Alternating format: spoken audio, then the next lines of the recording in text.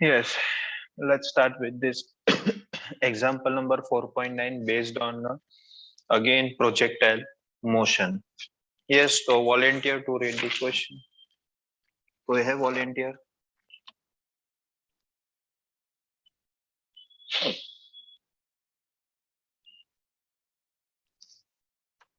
Any volunteer to read the question? Yes, sir. Yes, read करो तो. Example 4.9. A cricket ball is thrown at a speed of 28 meter per second in a direction 30 degree above the horizontal. Calculate A. The maximum height. B. The time taken by the ball to return to the same level. And C. The distance from the thrower to the point where the ball returns to the same level. हाँ जी, तो देखो एक ball है जिसको project किया है with speed of 28 metre पर second with angle of 30 degree. We need to find out three quantities. So please mark this question as important for 3 mark. 3 quantity 3 marks. एक quantity का 1 mark. आपको calculate करना है maximum height, time of flight और range. ठीक है, तो देखिए हाइट का फॉर्मूला अब आपको पता होना चाहिए. तो h is v0 square sin square theta 0 upon 2g. और एक बात जो मैं आपको कल बताना भूल गया, सॉरी, कल ये जो मैंने आपको 2 सेशंस लेके बैक टू बैक ये मैंने पूरा आपको प्रोजेक्टर का डेरिवेशन सिखाया ना आपको.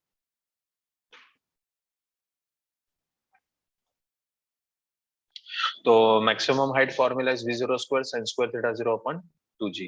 तो v0 तो आपको दिया है 28, तो 28 का स्क्वायर, sin थीटा sin 30 कितना होता है हाफ यानी 0.5, तो 0.5 का स्क्वायर अपॉन 2 इंटू जी 9.8. तो पूरा आप सॉल्व करोगे तो आपको हाइट कितना मिल जाएगा 10 मीटर. आपको हाइट कितना मिल जाएगा 10 मीटर. फिर नेक्स्ट है time of flight. Time of flight होता है 2v0 sin theta 0 by g.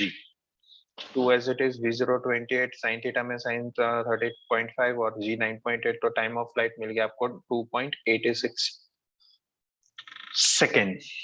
और लास्ट में पूछा है रेंज जो होता है r equals to v0 square sin 2 theta by g. sin 2 theta में थीटा कितना 30 डिग्री, तो 2 थीटा कितना 60 डिग्री. sin 60 कितना √3/2 यानी कि 0.866. तो देखिए, तो r equals to v0 square sin 2 into 30 degree into g यानी sin 60 degree into v0 square by g. तो v0 28 और sin 60 होता है √3/2 0.8660 अपॉन 9.8. तो रेंज आ जाएगा 69.28 मीटर. 69.28 मीटर. ये भी क्लियर सबको? Yes yes sir. सबको clear? Yes, sir. Yes, sir. Yes, sir. That's great. Thank you. Next question. Next volunteer example 4.8. और देवम भाई है क्या? देवम भाई यस सर. आपने मेरे को लिस्ट नहीं भेजा अभी तक. हाँ सर, अभी भेजता हूँ. मैंने कर दिया. ठीक. ओके चलो, एग्जाम्पल 4.8 कौन रीड करेगा? सर मैं करूँ? हाँ श्योर. और before you start the reading, Riya आप भी करो, फिर नेक्स्ट क्वेश्चन आप रीड कर देना. नक्षत्र भाई से क्वेश्चन ऐसा पूछा है, एक डाउट ऐसा है कि सर टेस्ट में लॉग बुक लेके जा सकते हैं? Answer is yes. But generally schools वगैरह में जब आपका टेस्ट होगा ना तो लॉग बुक आपको स्कूल प्रोवाइड करेगा, आपको नहीं लेके जाना होगा. ठीक है. और अभी के लिए यहाँ पर हमारे टेस्ट जो होते हैं उसमें आप लॉग बुक खुद आपके पास जो है वो आप ओपन करके देख सकते हैं. ठीक है. तो अभी एग्जाम्पल 4.8 देवम रीड करेगा. नेक्स्ट क्वेश्चन रिया रीड करेगी. यस देवम भाई. Yes, sir. Hiker stands on the edge of a cliff 490 meter above the ground and throws a stone horizontally with an initial speed of 15 meter per second. Neglecting air resistance, find the time taken by the stone to reach the ground and the speed with which it hits the ground. Take g equals to 9.8 meter per second square. हाँ, तो एक hiker है, वो Cliff पर खड़ा हुआ है, यानी एक आप मान लो ना ये एक क्लिफ है,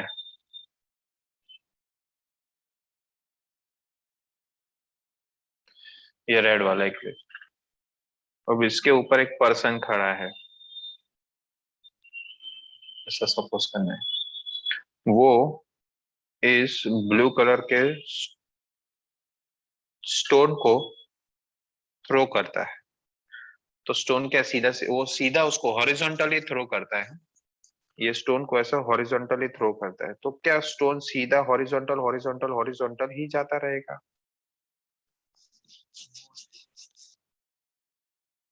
नो है सर। जी?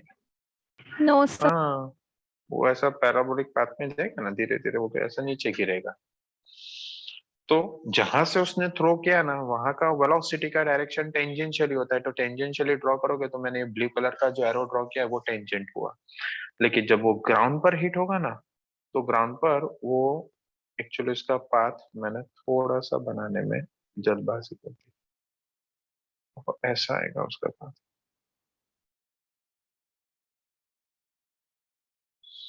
ऐसा जाएगा। तो पॉइंट पी यानी ग्राउंड पर वो हिट होगा। तो हिट होगा तो उसके दो कंपोनेंट आ जाएंगे, एक वर्टिकल कंपोनेंट और एक हॉरिजॉन्टल कंपोनेंट, क्योंकि ब्लू कलर का वो कर्व होगा वो ऐसा जाएगा।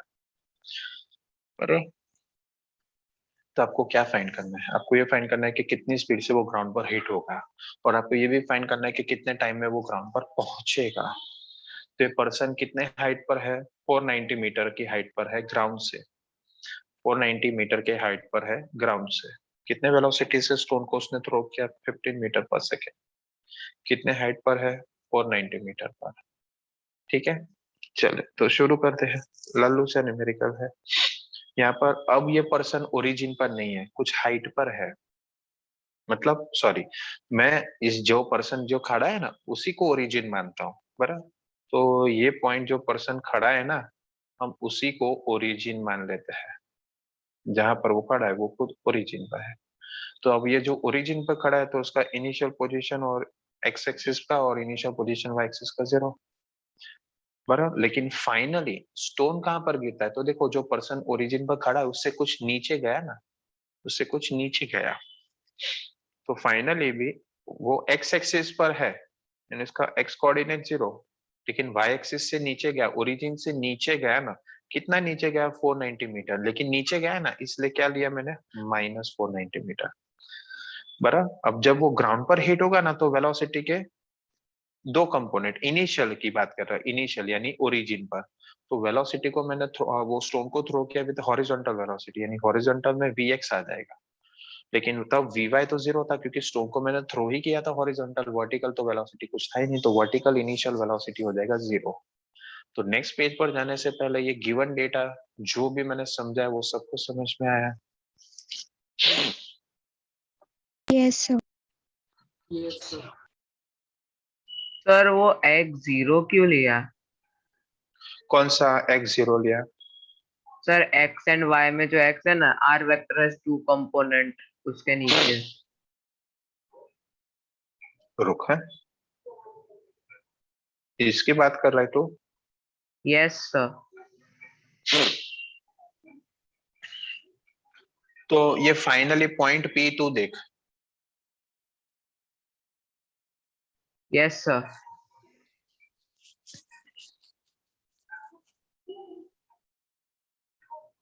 हाँ सही, मैं तेरी बात समझ गया। क्योंकि हॉरिजॉन्टल से ये कुछ ना कुछ एक्स डिस्टेंस तो होगा, ऐसा बोल रहा है ना तू? यस सर, वो पैराबोला हाँ से तो तो आगे गिरेगा यस ना यस, पैराबोला। Agree agree. तो भाई एक्स नॉन जीरो होगा यहाँ पर, वो गलती है। तो एक्स नॉन जीरो रहेगा। ठीक है, अभी क्लियर? बोलो, और कोई अभी डाउट है अभी इस पे इसमें से? No sir.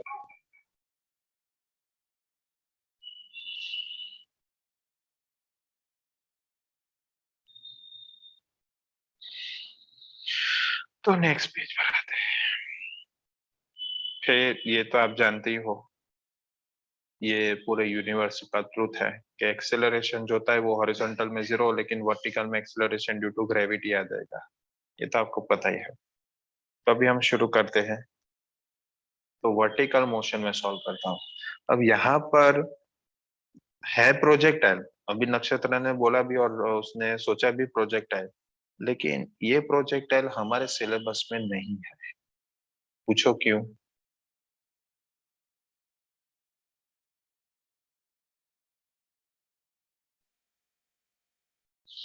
अरे भाई पूछो क्यों?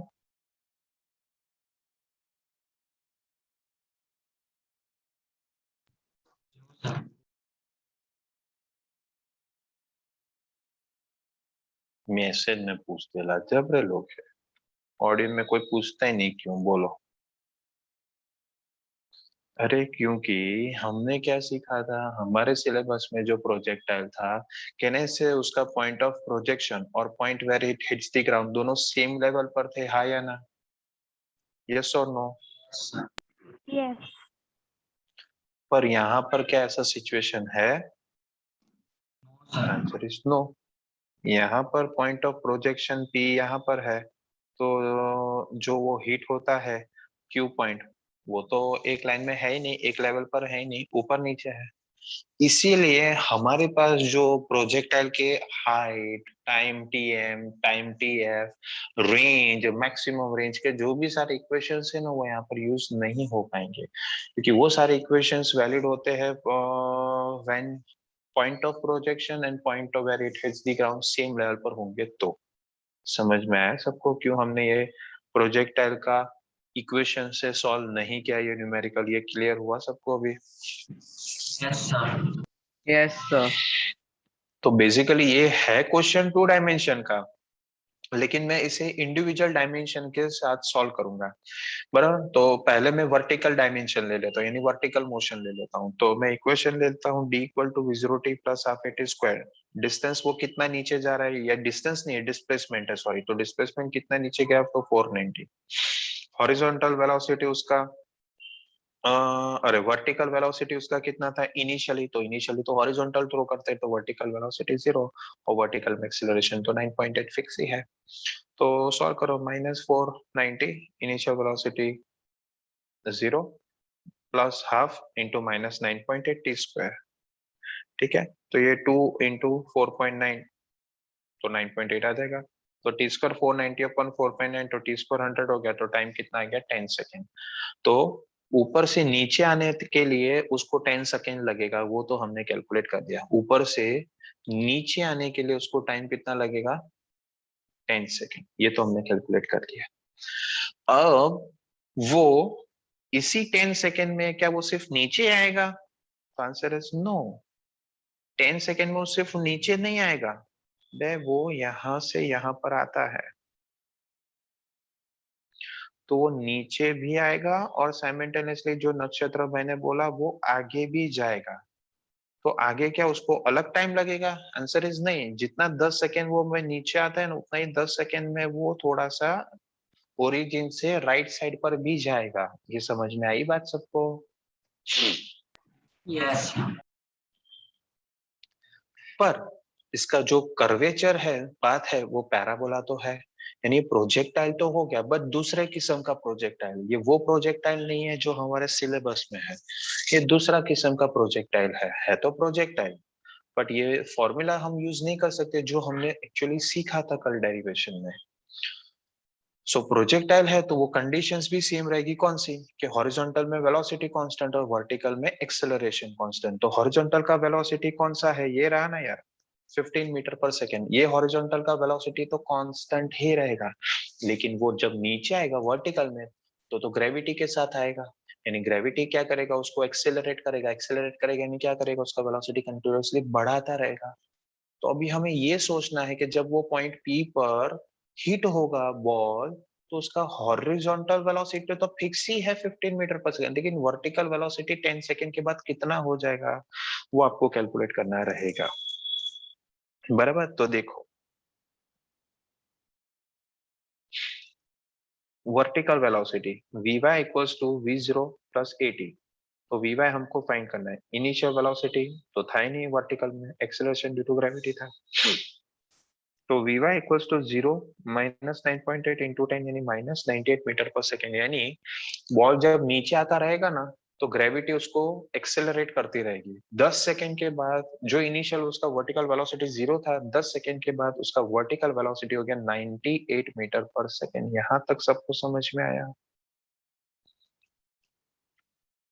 Yes, sir. Yes. Yes, sir. Vertical velocity 98 हो गया, लेकिन हॉरिजॉन्टल वेलोसिटी कितना? हॉरिजॉन्टल वेलोसिटी कितना? -9. कितना? 15. हॉरिजॉन्टल, हाँ हॉरिजॉन्टल तो 15 फिक्स ही है। तो हमें क्या पूछा है? 10 सेकंड के बाद स्टोन का स्पीड कितना? स्पीड पूछा है, वेलोसिटी नहीं, स्पीड पूछा है। तो स्पीड होता है वैल्यू मैग्नीट्यूड, तो that can be written as root of x component square plus y component square, x component 15 और y कंपोनेंट -98। पर क्या फर्क पड़ेगा -98 के लेकर? एक्चुअली तो आपको स्क्वायर ही करना है, तो नेगेटिव का स्क्वायर करोगे तो पॉजिटिव बन जाएगा।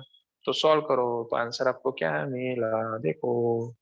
तो आंसर आपको मिल गया रूट ऑफ 225 प्लस 9064, तो 9829, और रूट निकालोगे तो 99.14 मीटर पर सेकेंड आपको आंसर मिला।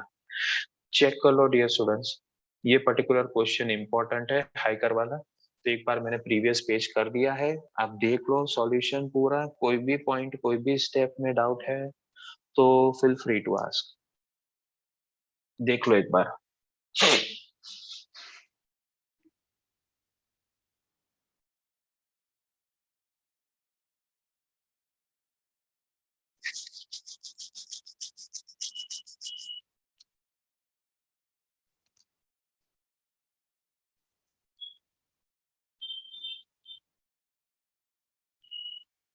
Additional exercise machine.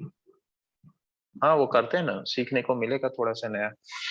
Yes Riya, you can read question number 29th, additional exercise 29th question। सारे एडिशनल एक्सरसाइज के क्वेश्चंस नहीं करेंगे, पर हाँ जितने इंपॉर्टेंट है वो तो हम कर ले। चलो Riya is there? Yes. Riya ji 29th question read करो।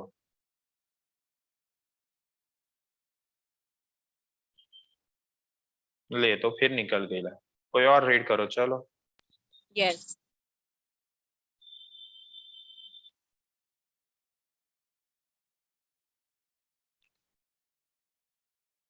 हाँ जी sure. A bullet fired at an angle of 30 degrees with the horizontal hits the ground 3.0 kilometer away. By adjusting its angle of projection, can one hope to hit a target 5.0 kilometer away? Assume the muzzle speed to be fixed and neglect air resistance. देखो ये bullet होगा और यहाँ पे हमारा target है, बराबर। अब बुलेट आपने देखा होगा कि मूवीज वगैरह में आप देखो तो बुलेट ऐसा सीधा ही जाता है, क्योंकि वो डिस्टेंस शॉर्ट होता है, वो डिस्टेंस शॉर्ट डिस्टेंस है। लेकिन यहाँ पर आपका जो बुलेट और टारगेट के बीच का डिस्टेंस है ना, वो कितना है? छोटा मोटा नहीं है, 5 किलोमीटर है। तो इस सिचुएशन में बुलेट कभी सीधा नहीं जाता, इस सिचुएशन बुलेट सीधा नहीं जाएगा, इस सिचुएशन बुलेट पैराबोलिक में जाएगा, पैराबोलिक पाथ में जाएगा। मूवीज वगैरह में, सीरीज वगैरह में आप देखते हो कि बुलेट सट्टा लेके सीधा चला गया, वो नहीं, वो एक्चुअली गलत बात है। हाँ सही भी है, बुलेट सीधा जाएगा, लेकिन वो सीधा जाता दिखता हमें इसलिए क्योंकि वो जो डिस्टेंस है ना वो शॉर्ट डिस्टेंस होता है।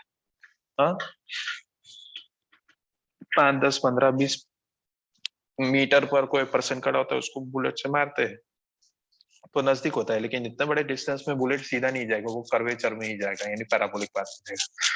तो हमारे पास बुलेट है जिसको हमने प्रोजेक्ट किया है by an angle of 30 degree.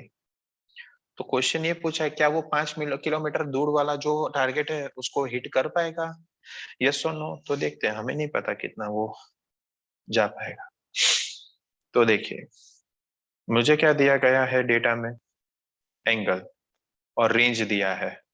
तो थीटा 30 डिग्री है तो 2 थीटा कितना हो जाएगा? 60 डिग्री। तो मैं रेंज से पहले बुलेट का स्पीड कैलकुलेट कर देता हूँ। तो रेंज का फॉर्मूला होता है v0 square sin 2 theta 0 by g। तो v0 कितना? r इंटू जी अपॉन साइन 2 थीटा। तो रेंज कितना? 3000 मीटर, 3 किलोमीटर था ना, 3 किलोमीटर इज 3000 मीटर होता है। जी 9.8 और साइन 2 थीटा यानी साइन 60 डिग्री यानी √3/2.8666। तो V0 कितना आ जाएगा 33949.19। इसका रूट निकालो तो 184.25 मीटर पर सेकेंड, इतना आपका इनिशियल स्पीड होगा बुलेट का।